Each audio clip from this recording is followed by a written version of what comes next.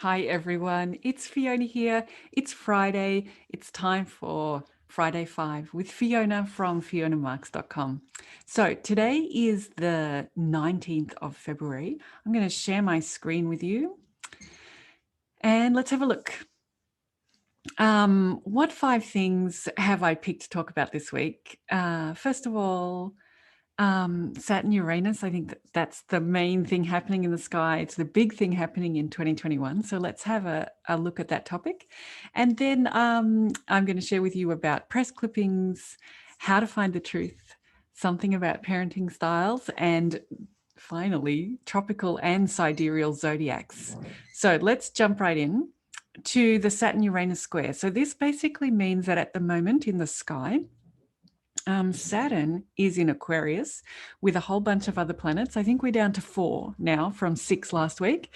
But where it's going, the degree that Saturn is on right now is making a 90-degree angle with Uranus that is in Taurus. And what's really interesting about this placement is that it's kind of like a role reversal thing, that we think of Saturn as being conservative and slow and representing the old ways. And we think of Uranus as being sort of zany and out there and innovative or inventive. Um, but they've kind of swapped places with each other because Saturn is in this very progressive sign of Aquarius, which is all about, the internet and technology and flight and all of these amazing inventions. And Uranus, which is got all of those qualities, is in that fixed sign of Taurus, of maybe the most conservative sign or a conservative sign in the sky. And so the talk has been, astrologers have seen that this would be coming for a long time, but how does it actually play out when you mix this conservative energy with a progressive sign and an inventive planet in a conservative sign? So, and they're going to get the chance to do it 3 times in 2021. So we just had the first one 2 days ago, and then in June it's happening, and in December it's happening. So we're going to get a real chance to feel that tension between the new and the old, and what we want to hold on to and what we want to innovate and evolve beyond and through.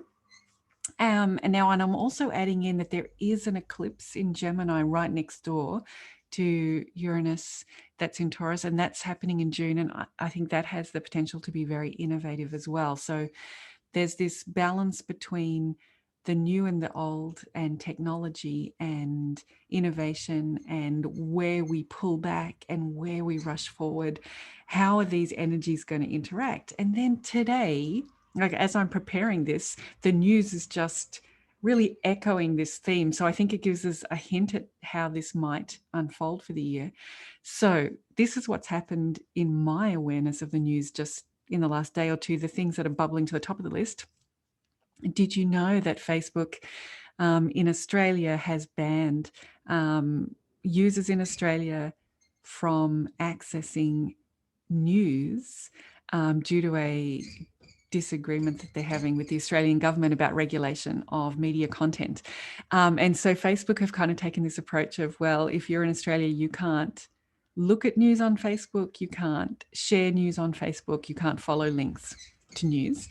And it's kind of a great Saturn, Uranus, Taurus, Aquarius thing, because here's this really progressive new thing, Facebook, although other people might say it's getting very old and dinosaur, but a new platform, always on the cutting edge, always breaking rules, always being innovative.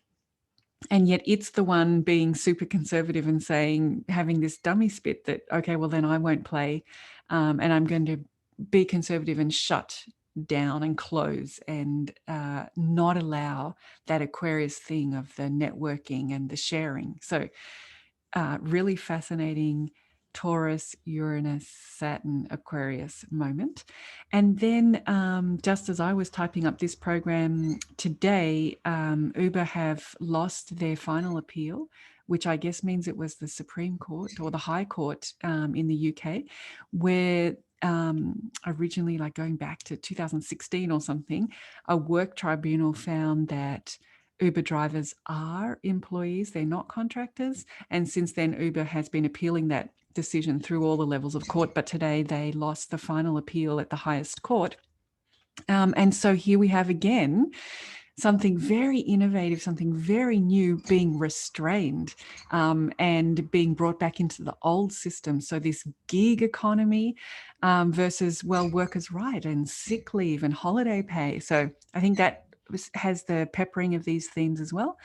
And then same news bulletin, basically, these royal titles that have been up for discussion, whether the Duke and Duchess of Sussex could in some ways have a working distance from the royal family, but still maintain their commitment to royal charities and to their honorary military titles.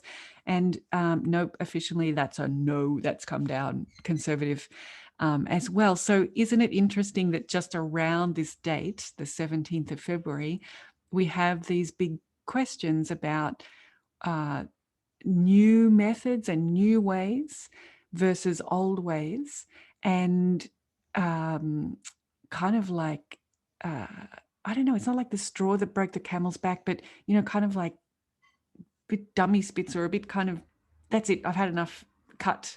So watch this space for this year, but it sounds like we could be dealing with these kind of explorations of what is newness and what is oldness and what is progressive and what is conservative. So I thought that was really interesting.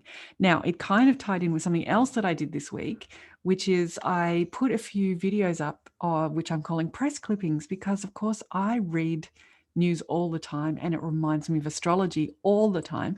I think I've lived here in Portugal for 15 years or something, but I still read the Australian press every morning. And so what did I post? I posted things from the Australian press.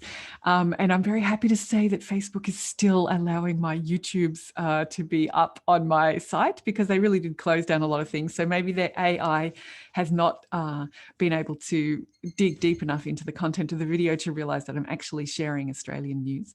But if you interested in how astrology plays out in celebrities' lives, or how it plays out in news stories, there's one up there about Novak Djokovic, who this week made a statement to the Australian press regarding the Australian Open and how he feels that he's treated differently than Roger Federer.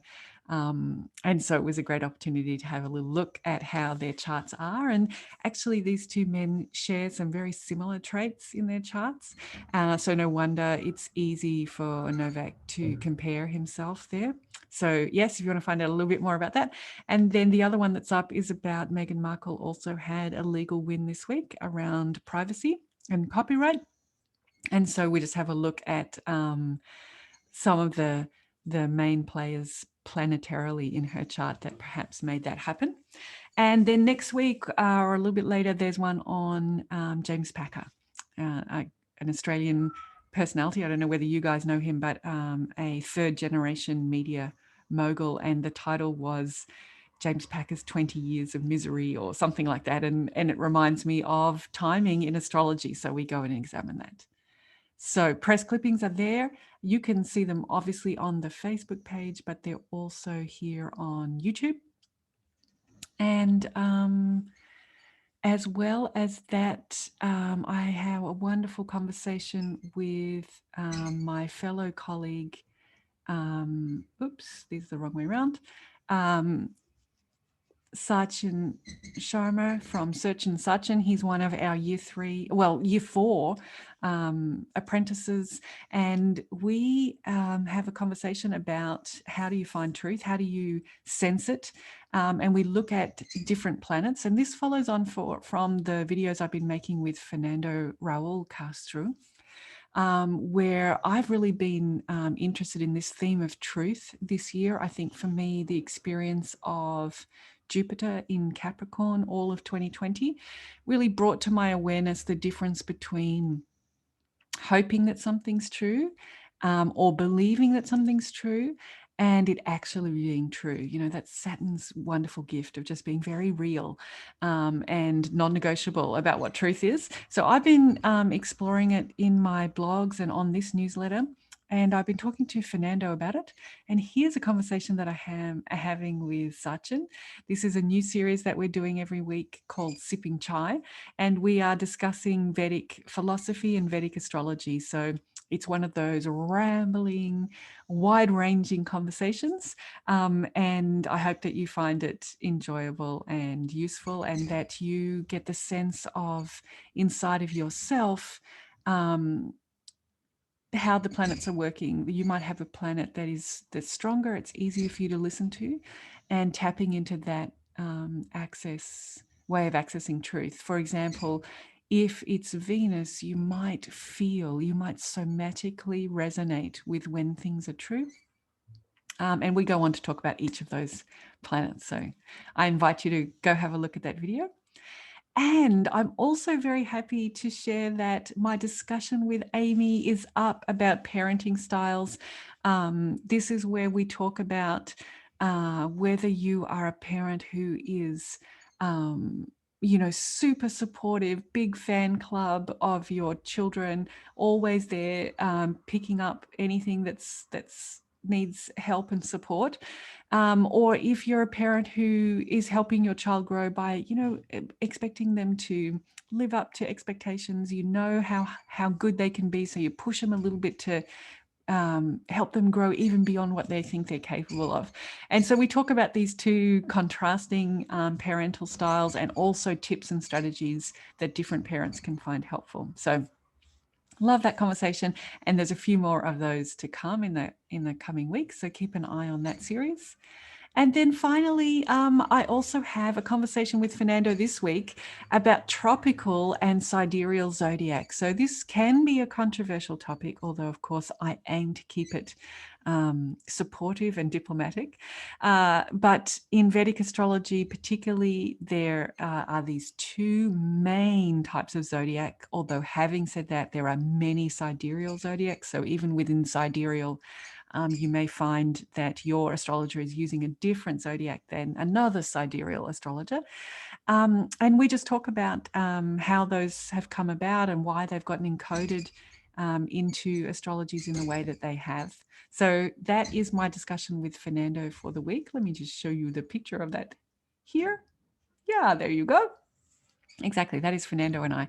So I hope you are well and experiencing all of this planetary energy in Aquarius okay, and also this tension between Saturn and Uranus this week.